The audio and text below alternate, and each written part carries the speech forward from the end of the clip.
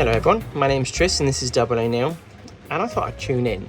I thought grab my phone and I'm going to record a little freight train coming past and have a chat with you all and just talk to you about a few ideas. If you've got a moment, even leave me a comment and just let me know what you think of it. So this is my current main pass of the layout. If you look at where the freight train's about to end, so where we have, where my fingers made it go out of focus, I'd like to have a tunnel portal there and cap off the end of the layout is here. So just here, we'll have a tunnel portal, and then you have a bank coming up to the top there, and that would drop down here. And I think that would look quite nice. Maybe I leave this here, maybe I take it out. This would be land, straight into tunnel portal and go from there. Still not sure, but I think what I do is if I get some cardboard out, I can start constructing it and work out a rough idea of how I want it to be. And then I can go a bit more permanent with it. Because my thoughts were, if I went to an exhibition layout, and you imagine this is 5 foot long, so from where we come through over here, the tunnel entrance, and come all the way around, across the platform, that comes down there, into here. If that was an exhibition layout, that would be sufficient. You'd be very proud to display that if you then had a storage yard for things to be, kind of coming through and coming out of it. So what I'm going to be doing with this, if you've ever wondered, is possibly two things. Thinking about having just a single line on here. That's for two reasons. I don't want to build another platform. I've got no motivation or wants to build another one here to run it around there. It just doesn't do anything for me. So I like the idea of, let's say, cutting off the track here, or let's call on the straight, cutting that off there. Then we put a buffer stop here, and over there we even stop the second line that goes around there. We just have one line going through, or maybe you have two, I don't know, maybe it's two into one. Maybe you can give me some comments on that and reference railways that have got this, because I've got two lines coming to the station. I've got that one over there and this one here. Why do I need a third one? It doesn't do anything for me in a way of running the locos.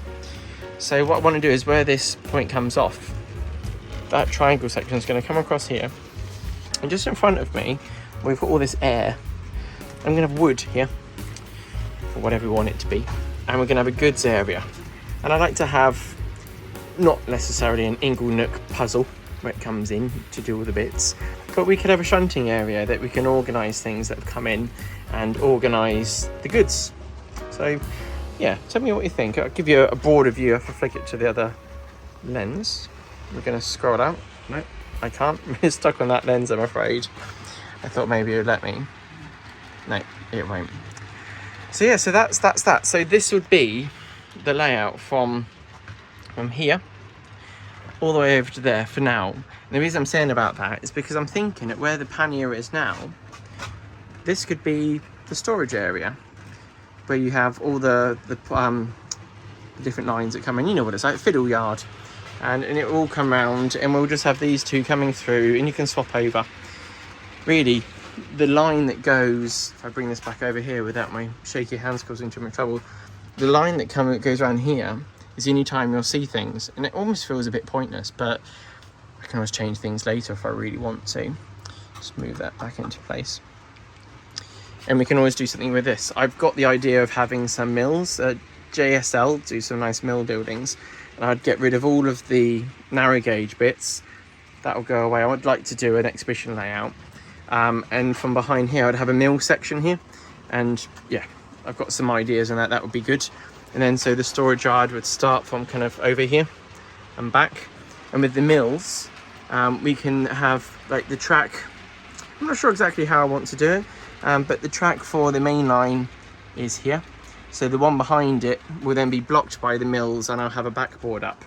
So we'll have like a new scene that's further forward, but that would then kind of coincide quite nicely, hopefully, with the goods yard. Maybe the road can come down quite aggressively, it'd be quite scary. But either way, I was going to work on something like that.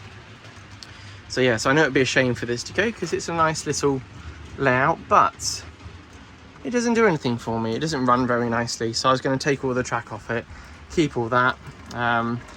If anyone wanted to buy this off me, I feel like I'd be wasting their money because, or they'll be buying as scenics, because the track doesn't run very nicely when you're running things. The turntable I haven't even got working yet. It's just a 3D printed thing that spins around. Not to disappoint you, but yeah, I think I'll kind of take some of the bits off that. Yeah, so that's that. One thing I wanted to show you, what got me back up into the loft, was I bought this. It was £30. It was reduced, you can see here, but you can't really see, but there it says reduced. And I put my locos in it. Like, I've got these two, which will be coming out in a video very soon, which are a lot of fun that I've had. Then we have panniers. One of them's on the layout, so I've got my 95A1 that I've enjoyed making. They're my 1366 class, and then my other panniers there. I've got a couple more downstairs. It's not the entire collection, but it's most of it. Then I've got kind of the prairie style side tank locos. Got my freight one, my Dapol Hornby Prairie, original Hornby one, which I guess comes from an Airfix mould. Then I've got a Terrier, got another Terrier underneath in the box, and various other ones, small prairies going on. Then you've got a collet style prairie, like the collet goods kind of style ones. Actually, no, not collet goods. They're from the Welsh ones where they put new bodies on, or boilers anyway. Then I've got my, is that my haul? That's my haul. And then I've got my Lodestar, my Mogul, and then you've got my two freights. So I've got my 2800 and my Night Owl, which are both 280s. This is a, is it by Helian, this one? Nice loco. I'm glad I got it now. And then I've got my recent one, which you would have seen if you like my channel and you've been watching it. This is my Dean Goods, which I think looks brilliant. Nothing seems to be focusing very well, but there you go. Then you've got my, well, my city class. I'd like to get a few more cities, but a little bit rare trying to get hold of them. And then I've got my old Mogul, which I've had since a little boy. That's my first tender loco that I've ever had, this Mogul. So yeah, nice to share that with you. I don't often do that with my videos. Talk about some when I got things when I was younger. And this is my Lord Nelson. I got this partly because I saw my brother's ones going around. I love the tender because it's got double bogies on the back, which is, it's quite cool. I think that's great. And it's got a massive chimney on it. I just think they've got a brilliant look to them. Then there's my, is it C-Class? I did a little video on this. I got this from, when I went over to Bewdley, they have the station kind of shop. Not station shop, sorry. But there's a charity shop that's trying to get some money together to restore some locos. And there's my J72. These are cute because the tenders on them, they're really small. Obviously the loco's small as well, but the little wheels are quite close together. Just something nice about it. In all these boxes, I've used anti-slip mat, so then when you shuffle it around, nothing's going to happen. So a few of you probably squirmed just then. I've got a few more locos. Can't remember the name of this one. Is it the Manning model? No, I don't know. I don't want to make up names. Then I got my Peckett. Then there's Bear, which is a cute little loco. And then under here I've got one Terrier, two Terriers. This is a modern Hornby one, and this one I think it's a Hornby one as well. Number 5. The other one I've got is number 6. Both from the Portishead line. Got that in there. And then under here I've got my diesels.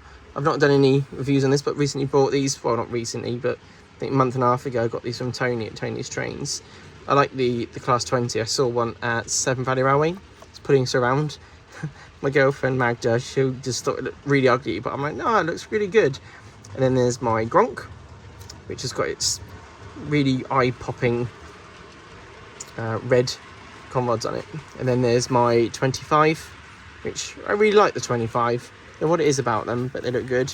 Then there's my Helian 33. Then there's a Hornby 50, which is a beast, very long. And then under here we have two of the old Hornby ones with those motors that sound very noisy, like a bag of nails when they're going round. Anyway, I think it's enough waffling for now. I call it waffling, but I'm sure it's very interesting to a lot of you.